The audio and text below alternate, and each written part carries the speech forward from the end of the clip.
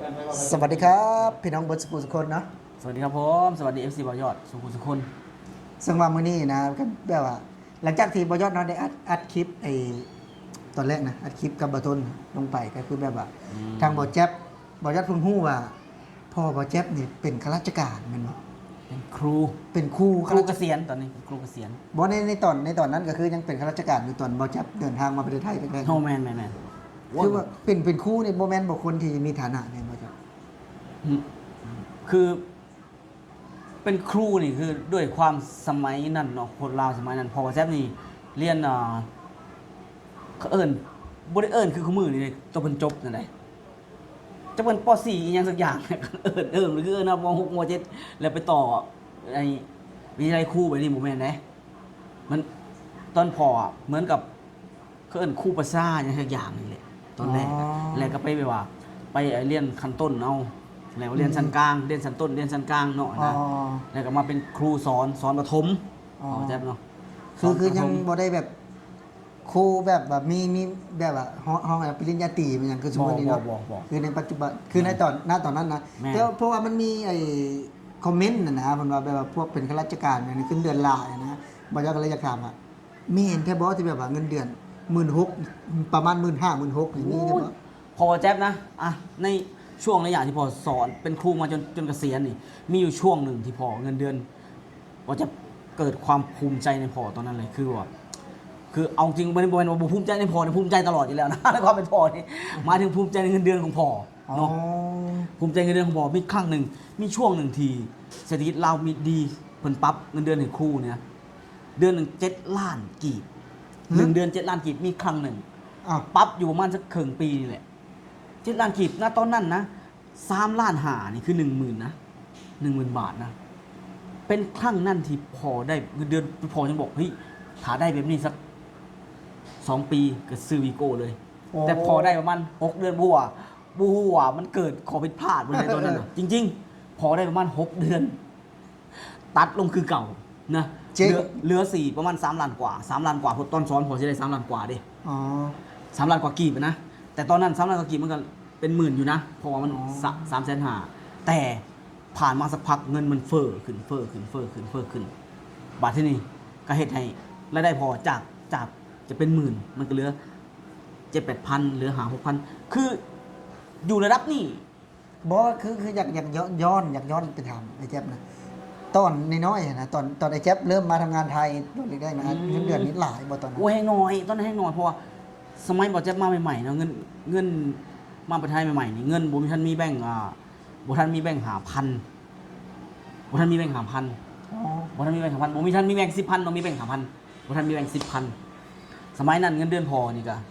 อยู่ราวๆเฉลี่ยประมาณ 6,000 บาท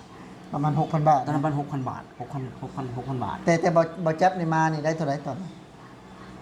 หมายถึงมาอยู่ไทยบ่ แม่น มาอยู่ไทยต้องยอมรับเนาะตอนแรกๆโดยความที่เฮาบ่มีเอกสารหยังเลย อ๋อ เขาได้ถือลีนั่น2,500 2,500 เขาล้างรถ อ๋อ เขาล้างรถได้2,500บ่จะอยู่ได้แค่เดือนเดียวเขาอยู่พิธีเด้อยู่ได้แค่เดือนเดียวบ่จะยอมรับว่านี่ออกเนาะเฮาบ่มีบัตรเด้คนนี้ออกมาแล้วบ่จะก็ได้ 4,500 ผ่านไป5-6 เดือนนี่บ่จะได้ประมาณสัก 7-8 พันแหละ อืม ตอนนั้น 7-8 พันนะ ก็คือเงินเดือนของพ่อไอ้แจ๊บนี่คือตั้งแต่บ่แจ๊บนี่มาทำงานไทยนี่ ถ้าเอาตอนทำงานไทยนะถ้าย้อนกลับไปตอนบ่จะยังน้อยนะ ได้ประมาณละ1,000 กว่าบาท 2,000นะแต่ว่าขาเงินมันยัง1,000 กว่าบาท 2,000 ไทยตอนนั้นมันก็แพงอ่ะ อ๋อ ยอด มันบ่ได้คือสมือนี้เนาะ แม่นมันแพงตอนนั้นเขาก็คิดบ่ได้หรอกเพราะว่าแล้วสมัยบ่แจ๊บมาเนี่ยคนลาวเองบ่ทันสิมาหลายนะมาประเทศไทย อ๋อ มากันแบบว่า เอาเดี๋ยวจะถามความรู้สึกไอ้แจ๊บอีกเทื่อหนึงคือแบบเป็นหยังคือตัดสินใจมาไทยแต่เพราะว่าคืออยู่บ้านก็ถ้าหากว่าจะไปเฮียนนะ ก็คือจะไปได้เพราะว่าพ่อว่าแจ๊บก็มีเส้นมีสายเป็นข้าราชการ ถ้าจะเอาแบบตามความจริงเลยคือตอนบ่แจ๊บนี่นะคือที่ข่าวที่มาเรียนนี่คือบ่แจ๊บบ่มักอยู่แล้วอาชีพครูขอโทษนะบ่ว่าดูถูกอาชีพพอก็เลี้ยงบ่แจ๊บมาจนใหญ่เลยต้องยอมรับบ่ว่าสิบ่มีส่วนร่วมทั้งหมดเนาะมันก็ครึ่งต่อครึ่งกับที่พ่อเป็นครูเลยกับการไปเป็นการหาเงินด้วยด้านอื่นของพ่อนะมันก็ครึ่งต่อครึ่งแหละแต่ เหมือนพ่อไปเรียนหนังสือตลอดเวลาในความรู้สึกบ่แจ๊บบ่แจ๊บก็เกลียดการเรียนเข้าใจบ่ อ๋อคือพ่อเนี่ยเป็นข้าราชการครูเนาะ แม่น แต่ได้เป็นครูแล้วเนาะก็ยังไปเรียนเหมือนเดิม ก็เหมือนไปเรียนไปกูมือ อ๋อไปศึกษาความรู้ใหม่ๆว่าท่านจะเนาะถือ ไปสอนนั่นแหละเข้าใจบ่ เพราะสมมติว่าหลังจากไปสอนแล้วก็ต้องมีไปเรียนพิเศษไปเรียนเพิ่มอีกไง บ่ บ่ได้ไปบ่ เข้าใจคำว่าพอเรียนจบมาแล้วไปเป็นครูแล้ว อืม แต่ยังไปโรงเรียนขู่มือเผื่อไปสอน อ๋อ ก็เหมือนไปเรียนนั่นแหละในความรู้สึกเขาเหมือนว่า อ๋อ พอต้องไปโรงเรียนตลอด อืม ถ้าเขาเป็นครูเขาก็ต้องเป็นแบบพ่อบ่หั่นนะ อ๋อ พวกเขาบ่อยากไปโรงเรียนเขาบ่อยากไปนะเขาต้องไปและอันหนึ่งนะอันสองหมอแจ๊บกะยอมรับหมอแจ๊บบอกเลยแต่แรกหมอแจ๊บเจเลหน่อยหนึ่งก็คือ ติดผู้สาวหมอแจ๊บบอกตรงเลย ตอนอยู่ม โอ้บอแจ๊บเฮียน .6 ทะเลาะกับพอรุนแรง อ๋อบอแจ๊บเรียนถึงม .6 แม่นจ โอ้ บ ม .6 นี่คือปีสุดท้ายแล้ว ปีสุดท้ายคือจบ จบได้แบบประ จ กาศ บแล้วจบแล้วแต่คือประกาศไปเอาก็คือได้ อ๋อ แต่หมอแจ๊บน่ะก่อนที่จะสอบจบเนี่ยก่อนบ้านเขาเอิ้นเซ็งจบเนาะ อ่า แต่เซ็งจบเป็นหมอแจ๊บมีปัญหาก็คือความจริงอ่ะการที่เขาจะเซ็งจบแล้วเขามีแฟน บ่ไปเลิฟอ่ะนะ เขาหามไปว่าในช่วงนั้นหามไปหากันระหว่างผู้หญิงผู้ชายโมเจ็บอยู่ในหอเด้ผักในหอหามไปหากัน เพราะว่าตอนกลางคืนไปติวหนังสือกันเนี่ยนะมันมีชั้นเรียนแต่ละชั้น มีชั้นอันนี้ต้องเราไปนี่มั้งล่ะทีนี้โมเจ็บเคินฟื้นกด โอ้ ไปหาผู้สาวปีสุดท้ายเด้ผู้สาวเขาอยู่ม .4 เขาสอบก่อนเขาจะกลับก่อนเฮาสอบทีหลัง มันเฮาเหลือเวลาอีกเป็นเดือนอ่ะก่อนที่สอบ แต่เขาสอบมื้ออื่นเขาสิกลับแล้วเฮาก็อยากไปหาอยากไป มันเลยอาจารย์จับได้บอกจะโดนออกเสาธงบัดนี้โดนเรียกผู้ปกครองตอนใกล้สอบเลย อ๋อ ว่าจะเกิดบ่ได้สอบ มันก็เรื่องใหญ่แล้วบัดนี้ทะเลาะพอรุนแรงพ่อคาดหวังให้เฮาเรียนต่อนั่นแหละเนาะแต่ในใจลึกๆบอกจะตั้งไว้เป้าไว้อยู่แล้ว แต่บอกจะไม่ได้คิดว่าจะมาไทยนะ ไปใส่กระไรกูจะต้องเรียน คือ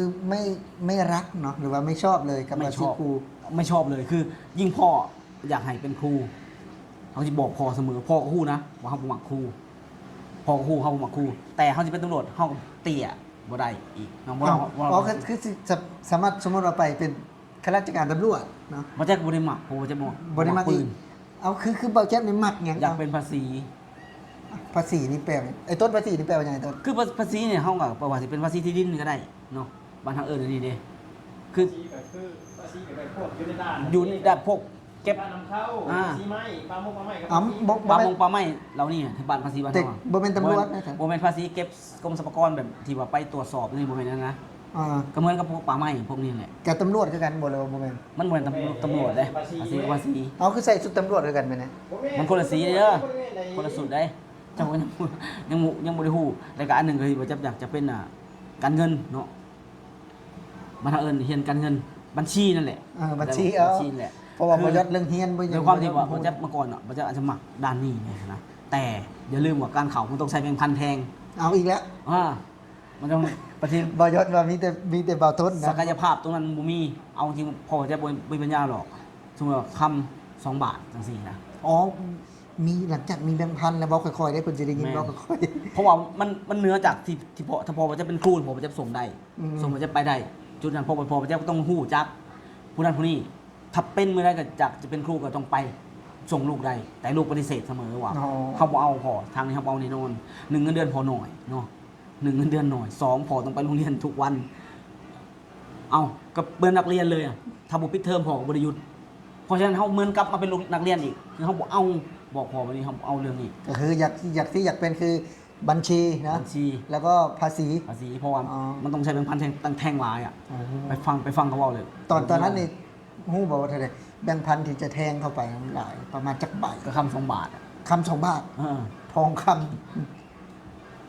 2 บาทเนาะ แม่น ทอง คนที่ คำ เขา 2 จะ บาท พาเขาไปได้เขาจะทำนั้นแล้วยังมียิบย่อยอีก คนที่เขาจะพาเขาไปได้ เออ เขาเสนอมาแบบนั้น เพราะฉะนั้นอันนี้เขาก็ไม่ได้ไปถามจากภาครัฐนะเกี่ยวกับคนที่จะพาเขาไปนะเข้าใจบ่ อ๋อคนที่จะ จะพาเขาไป พาเข้าไป เส้นทางนั้นน่ะ ทีนี้เขาก็เลยบ่มีปัญญา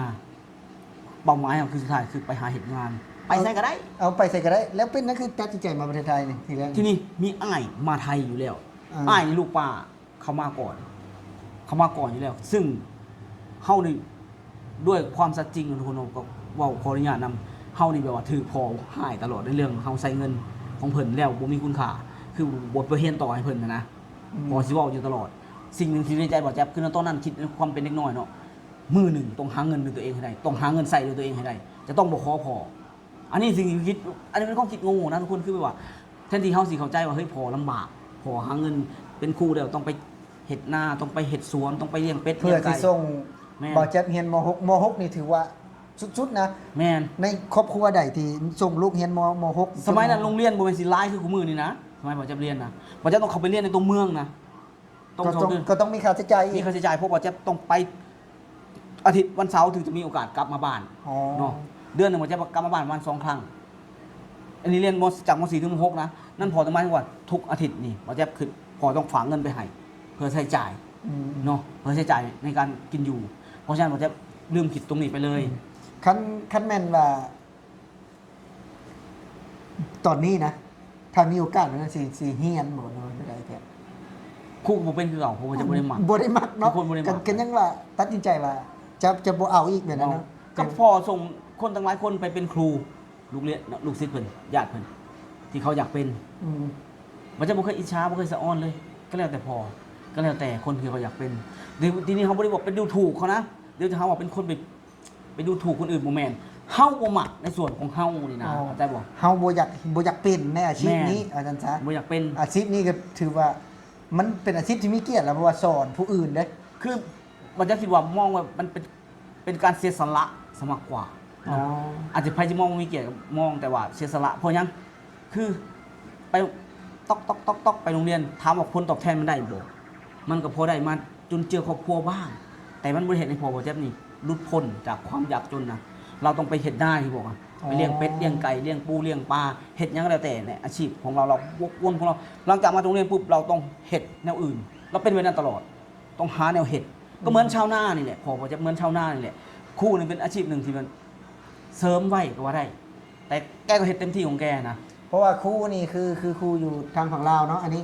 คือแบบว่าเฮาเห็นนะคือเพิ่นจะมีสิทธิพิเศษนั่นก็คือ ได้พัก3 เดือนเนาะแม่นบ่ แม่น ได้แบบว่ามีเวลาพักไปเนาะเวลาในช่วงทำนาเนาะ แล้วครู่เนี่ยเขาว่าเนี่ยบ่ได้มีอำนาจบ่ได้มีสิทธิ์ในการที่จะไปจับผู้นั้นจับผู้นี้เพื่อที่จะเรียกเงินเนี่ยไงคือมันได้สำเร็จสำนั่นน่ะเข้าใจบ่ บ่คือสมมุติเฮาเป็นภาษีเป็นป่าไม้บ่เป็นอยู่ในด่านบ่เฮ้ยมันมีเงินพิเศษอื่นอ่ะ อ๋ออัน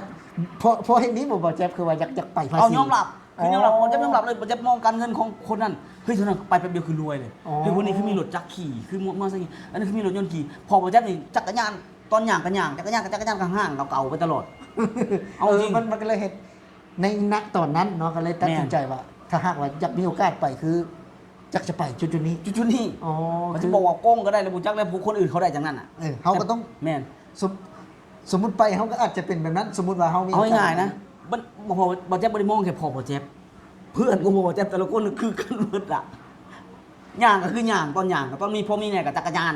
อืม อ่าปั่นจักรยานดอกแดกไปนี่เป็นยังไงเป็นจุดบอเจ็บใหญ่อ่ะเดี๋ยวเราคิดมึงเฮาสิอยากเป็นอยู่บ่ในความคิดเฮานะ อ๋อนี่ผมคิดไอ้แจ๊บเนาะ แม่น คือว่า